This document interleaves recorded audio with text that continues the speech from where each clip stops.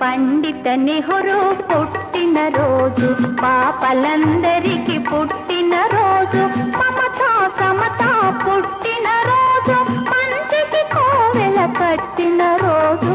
పండిత నెహ్రూ పుట్టిన రోజు, పాపలందరికీ పుట్టిన రోజు.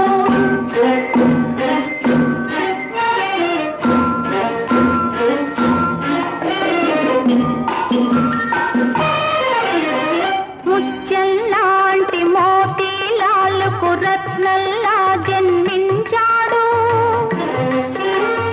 జాతి రత్నమై వెలిగి ఇంకొక జాతి రత్నమును కన్నాడు.